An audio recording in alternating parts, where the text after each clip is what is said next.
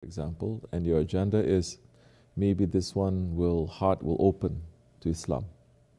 Maybe this one, the heart will open to the Sunnah, to our way, to this. That's okay. You understand? But you are not going to, how you give without an agenda, you are going to give but not expect anything in return. Don't say, I give and I want something in return. No. Of course, if you give, Allah is watching. There is a situation that happens. But you give also not because you want to show off. You give also not because you want praise or something, but because you have to do it. Someone is in need and you have the power to help that one. It is a sense of honor, then you have to give. Understand? You want to say something? Okay. So, we should not make a fuss about giving. We should not do it the ways of the unbelievers or the Western way. What the right hand gives, the left hand must not know. You give, it's okay. You're not expecting anything in return. You say, Allah is watching. This is something I have to do. Whether it's coming back like this or like this, it doesn't matter. You have to give it. You must make it into your nature. It is in all our natures. Because Allah has created us in ahsani taqweem. But when we look to the elderly ones, those who have passed before us, they may not have so much schooling or intelligence or degrees or diplomas, but they have faith.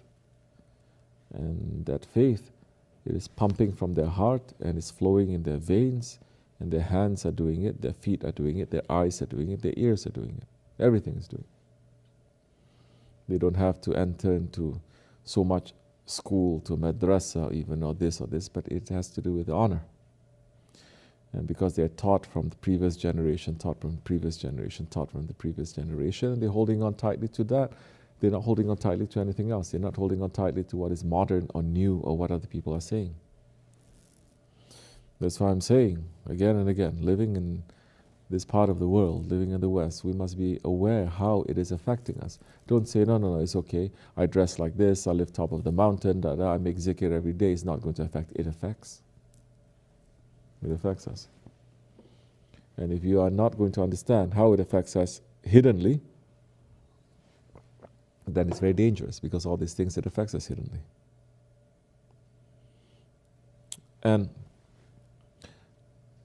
how are you going to know? Watch yourself. Am I behaving like this, the way that everyone else in this society is behaving?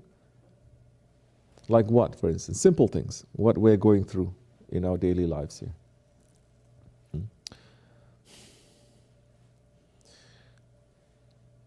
We have kids. They're running around. They get into trouble. Before, everyone is very American in that they only believe in their child. They don't believe in anyone else. Yes, they teach them, they take care of them. But when it comes, if there is a fight somewhere, my child is right, everyone else is wrong. If the child says this one, elderly one is doing something, we believe him right away, male and female. I had to break that. And I said, don't be an idiot. Kids, they lie all the time. They do. When they know they're going to get into trouble, they lie. They change their stories and they're very convincing. You have to know how they do it, and you have to know that everyone is on the same team. Don't just investigate. Don't just fight. Don't just react. Don't just respond. Investigate. You have to know. And even if something is being done, what are you going to do? You're going to ask for revenge? You're going to ask for justice? These are kids, and they're playing. They will hurt each other. Did you ask for revenge when someone was nice to your kid? When someone is being good and they're happy, did you ask for revenge? Do you say, okay, they're nice, and now I must also be nice to them? No, you let it go. You're like, oh, okay. But when something is unpleasant to us and we don't have the whole story, immediately our first thing is, We have to defend our kids. They are right, everyone else is wrong. We cannot. This is traces of Jahiliyyah also. I'm saying this because you bring up the topic you said in the old days. They give. In the old days, the days of our fathers and our grandfathers, what do you think is going to happen? The little one goes to the father and say, oh, this one hit me, my teacher did this. You think they're going to care? They say, you must have done something wrong, that's why this happened. But we became very American, very loving, mashallah, protective of our children. I'm not saying you let anyone abuse them. This is not about that. But I'm saying look at the whole thing. If you have to, take a side, look at the whole thing. Investigate. But if you do that 1 time, 2 times, 3 times, then you know that it's so much unreliable things that it's not even worth it. Because these kids, yes, today they cry. They say, this one hit me, this one. Next minute, not even the next day, what do? They're friends again. And what happened to you? You're holding that grudge. Adults need to learn from that. Adults are keeping that grudge. No, this one, I remember. I remember. And they don't let go. So now that has an agenda. You understand? Because being generous, helping other people is not just that. It's having a generosity of thought also.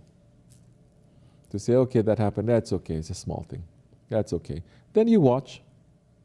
Okay, 2nd time, 3rd time happens, then you say, okay, then you're going to talk. You're adults, you're going to say, this situation is happening, I need to know. You talk.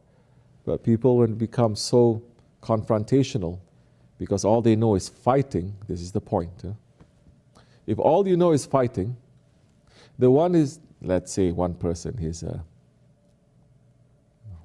today we're saying MMA. Before you say he's a wrestler, let's say. If all his life is wrestling, then that time, if all his life is fighting, because that's what he does, then he's going to look at everyone also as an opponent, right? Every interaction is also going to be kind of like wrestling. He's going to fight too. Yes or no? Does that make sense? And what our forefathers are saying, they know this. That's why they say don't get stuck in one thing. You do that, you have to come for zikr. You have to soften your heart. You have to attend Mawlid. You have to do this. So you balance both. You get everything in there. The Ottomans are saying even if you're a butcher, they don't let you to continue being a butcher for, let's say, 40 days. After 40 days, you're butchering, they say, no, you have to take leave, you have to go be a gardener. Do something. Why is that? Because if you're exposed to just blood and meat and chopping, it becomes part of you. And then it's a very violent thing. Then they say, now stop that before your heart is diseased and it overtakes. Now you have to go and learn what it means to help something to grow, to give it time. Learn what it means to step on the earth, not just blood and other things and meat.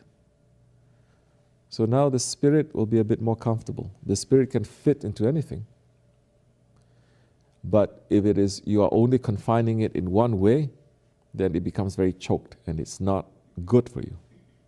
So now you have to balance it in this, and this, and this. You live in a Jamaat, it will balance you. One person is like this, the other person is complete opposite. This one is like this, is like this. So it's stretching you, it balances you. If you just use your own way, your own small group of friends, which today people don't even have friends. You don't. Friends is someone I have a good time with. If I have a bad time, nobody can help. That's why I have to pay money to a psychiatrist to listen to my problems. That one is doing it for money too. Yeah, they have Friends. America, Friends. Very popular Friends. You know that show, Friends? Yeah. Why is that? Because they have no friends. It's a fantasy. It's a fantasy. And then what happened? 20 years they have reunion. Then everybody is fighting again. So be a real friend. You go through ups and downs. like a family, but you don't let go. And you don't let that to stain your heart. So that time, you're going to do things with more ikhlas. Because you say, no, there has to be something else, there has to be something else, there has to be something else. If there's a real problem, no reason for confrontation too. You pull it aside. You say, okay, now there's a line there. We give some distance to each other. Why you have to fight? Today people, they don't know how to handle disagreement. They don't know how to handle confrontation. Something disagree, they have to scream and shout. Something they see they don't agree with, they have to scream and shout. They have to go on social media to let the whole world to know. What happened to you? You lost your honor? You disagree. Disagree. Draw the line. You think that one is going to listen to you? Say something if you have permission. You think that one is not going to listen to you? You're not responsible. You're responsible first your own self. You finished with yourself? No, you didn't.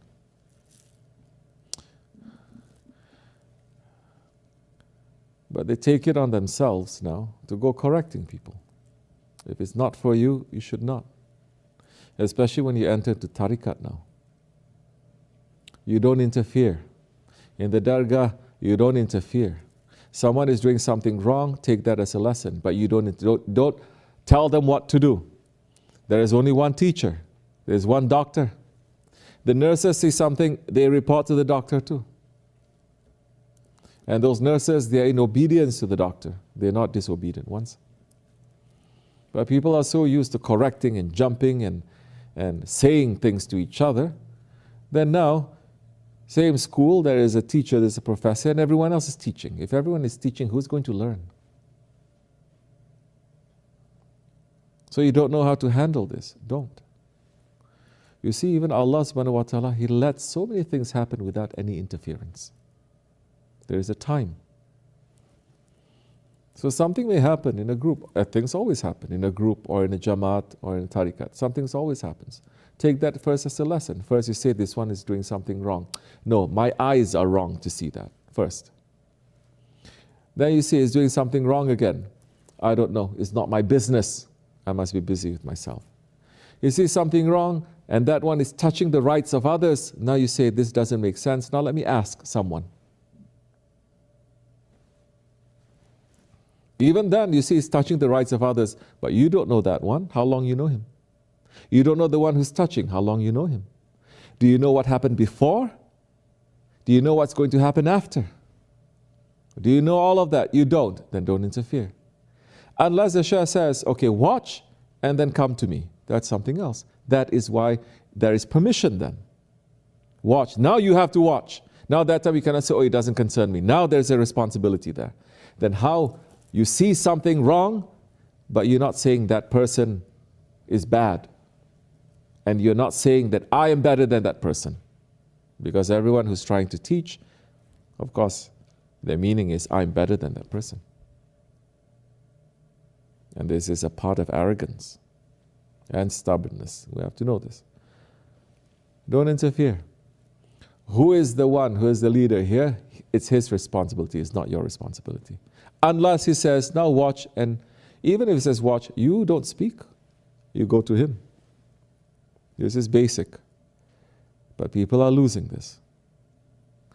Because collecting hearts is a very delicate process. Fixing the hearts is very delicate. The surgeon is the one who is doing it. Even if he has 20 assistants, he's the one who is doing it. Everyone must listen to him. It's very delicate. Tariqat is very delicate. You don't just interfere and you say, well, what about this? Cut this, patch this up, open this. Because I see it's wrong. You're not seeing with the sheikh's eyes. If he's not saying anything, don't interfere. If he's asking you, say, this is what I see. I don't know. Don't assume this is wrong and I'm right. We have to learn step by step these things. Then that time we can balance things And we can fix ourselves and we can always take lesson. Otherwise, we're not going to take lesson. 20 years in tariqat, you're not going to take 2 steps because you always think I'm better than others. Everyone is making mistake. Yeah, I'm the worst one. That's lip service. But if anyone touches you, you're the first one to defend yourself. And we're here in this way, in this Jamaat, in Shaykh and this Jamaat, for our ego to get knocked wall to wall. We're not here for the Shaykh to praise you. You do something wrong, the Shaykh is going to say. As the khutbah is saying, a Shaykh Effendi, Shaykh Maulana is saying, turn right, turn left. And if you are saying, I took bayat because I fell in love with you, but don't you dare tell me what is right and what is left, then you're not ready. Then even your love is fake. May Allah make us to become more real and to have more ilm in this, more understanding, inshallah, to fix ourselves. Assalamu alaikum wa rahmatullah. Amin.